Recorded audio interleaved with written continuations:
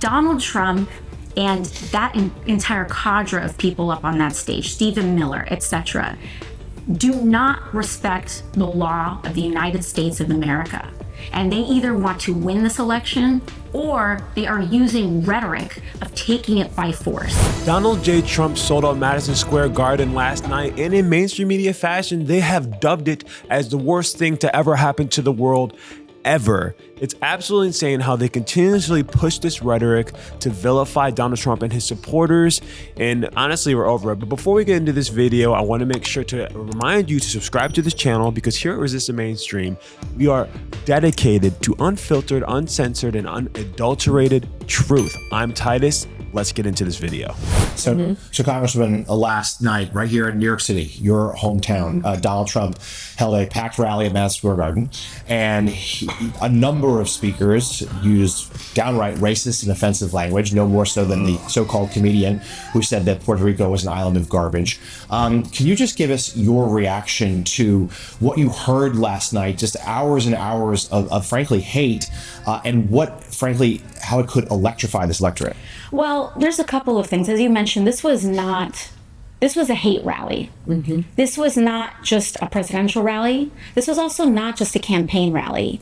I think it's very important for people to Do you guys notice how it's always like, I've never heard this from the other side. Donald Trump throws a rally in New York. Donald Trump is he's a controversial figure, I guess. You know, he says things that are like, off the cuff and like, I guess, not standard political correct dialogue. But at this point, you guys know who he is. You know what he did. He already was president. He's never done any of the things they claimed he was going to do, and yet they still characterize him as the villain. They still characterize the event as a hate rally. It's something to be afraid of. It's trying to inflict fear into every individual who happens to watch MSNBC, which I don't think is many people anymore, but still.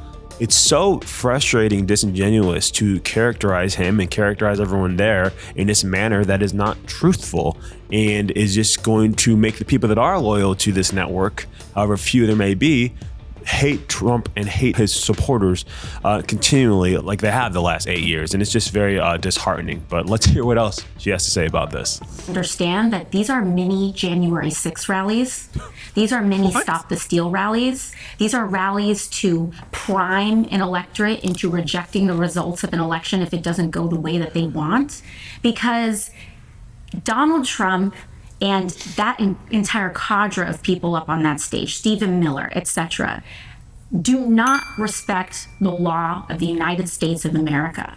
And they either want to win this election or they are using rhetoric of taking it by force. That is what they mean, and that's what they're doing when they are inciting violence and hatred against Latinos, against Black Americans, against Americans who don't have children, against, you have J.D. Vance literally talking about watering down people's right to vote depending on if they can viably carry a child or not. We have to. This is absolutely ridiculous. J.D. Vance is watering down people's right to vote. Meanwhile, you and your party are continuously trying to allow illegals to flood through our border and have the right to vote, right? Donald Trump saying he's going to have a mass deportation of all the people that illegally broke our laws to come to our country and have made us unsafe, unsure of who they are, and what damage they may or may not do.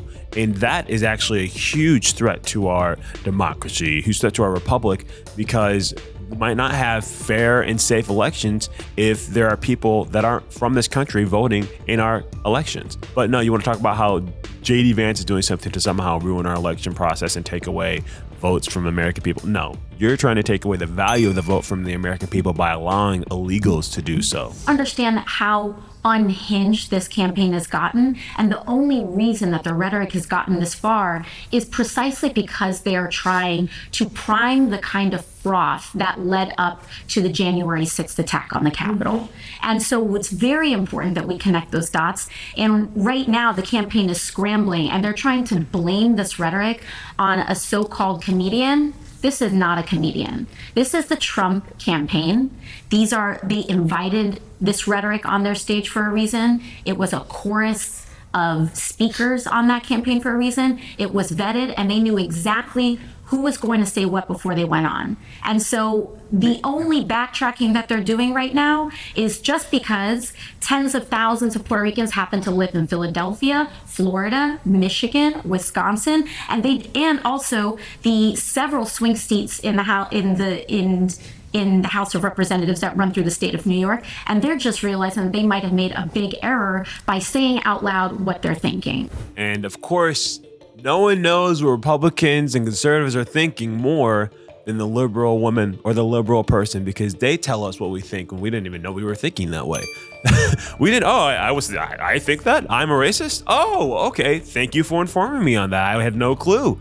It's absolutely ridiculous. I don't think anybody's backtracking on anything. I've yet to see anybody sit there and condemn the jokes that were stated or said that like, oh, this was so wrong. I can't believe this happened. I've yet to have seen that. I don't think anyone's backtracking. I think you're upset that's not happening, and you're upset that the momentum that the MAGA movement has had in this election cycle, because people are fed up with y'all. They just are.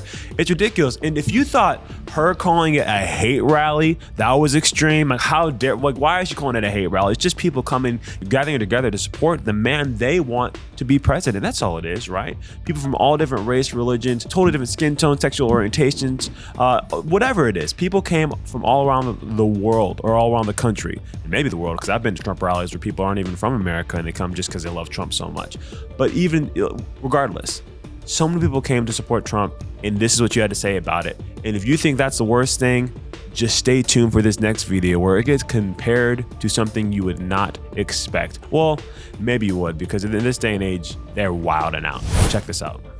But that jamboree happening right now, you see it there on your screen, in that place is particularly chilling, because in 1939, more than 20,000 supporters of a different fascist leader, Adolf Hitler, packed the garden for a so-called pro-America rally, a rally where speakers voiced anti-Semitic rhetoric from a stage draped with Nazi banners. When a Jewish protester rushed the stage, the Associated Press reported, quote, instantly, a dozen or more stormtroopers set upon him, knocking him down and beating him as he held his head in his arms. Most of his clothing was torn from his body. Later, he was booked for disorderly conduct. Now, against that backdrop of history, Donald Trump, the man who has threatened to use the military against opponents he calls enemies from within, who has threatened to use the troops to quell what he says are lawless cities, and to use those troops to carry out mass deportations of immigrants, is once again turning Madison Square Garden into a staging ground for extremism. The utter audacity to try and draw a comparison between some event that happened in 1939 that was pro-Nazi, that has no relevance whatsoever to this current event that happened last night with Donald J. Trump and all the American patriots that want to see him in office, is so disingenuous, evil, and intentionally manipulative to try and sway people or deter people from supporting someone who maybe could potentially do a better job than what we're currently under. Because again, we are currently under Kamala Harris and her administration, regardless of whether or not Joe Biden is at the head of it.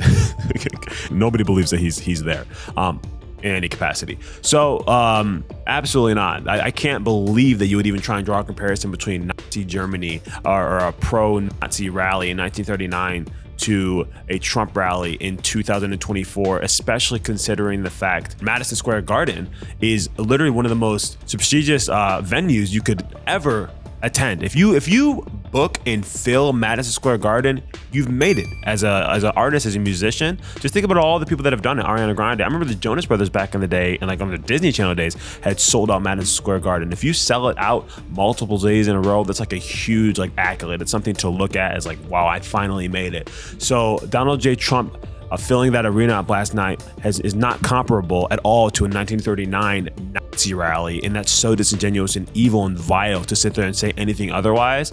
And like this is why people don't trust the mainstream media. This is why you have lost all credibility with the American people. You lie time and time again, and it's frustrating, and we're over it. It's ridiculous. We had a reporter who went in there last night. He said he was there for a few hours, and let's hear his reaction, because it's cool to check out. It's cool to see people being more vocal about it and how positive an impact it was.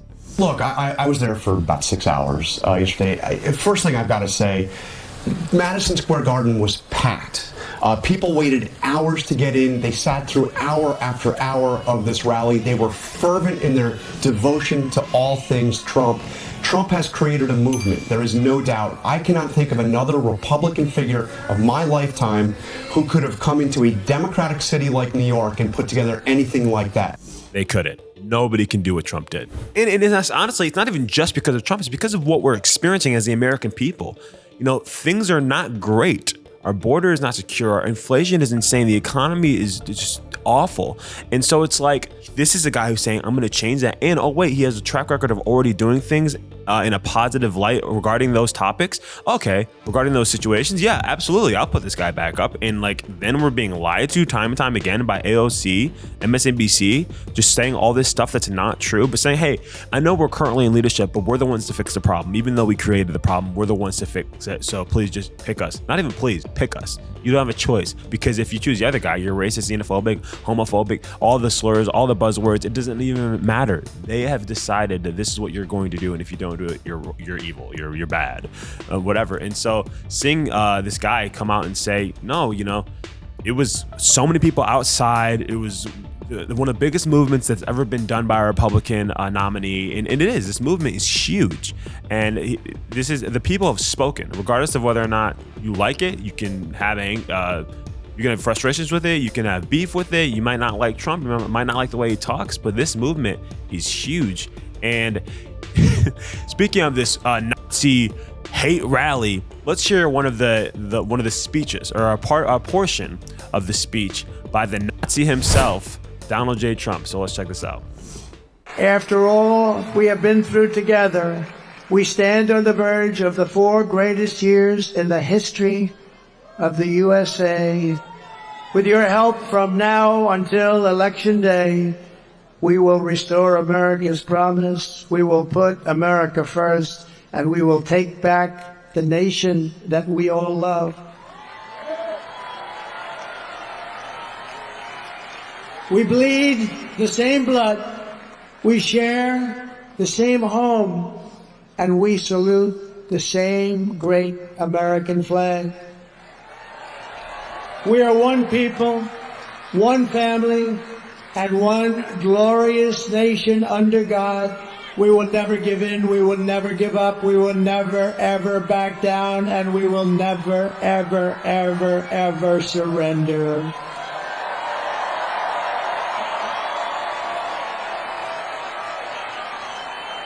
Together we will fight, fight, fight, and we will win, win, win. We're going to win, win, win. What a dictator, man. What a dictator. Can you believe we're going to fight, fight, fight, and we're going to win. Yeah, he said he's going to fight you. He said, see, you guys, you shouldn't like him because he's going to fight you. He's going to make sure that he's going to come to your house. He's going to punch you in the face. This is what did you hear what he just said it at Madison Square Garden, this hate Nazi rally? Can you believe it? No, you can't believe it because it's not true. None of us believe it. We don't follow this anymore. This was a very inspirational thing that a presidential nominee should say at a rally to his supporters. And so this is a Donald J. Trump that you guys all know to be true. So anyways, let me know what you guys think. Write down some comments in the comment section. This was a great video to make. A lot of fun times going over the insane left in their nonsense, but it's also great to expose it. So make sure, again, comment, subscribe, share, and I'll see you guys next time.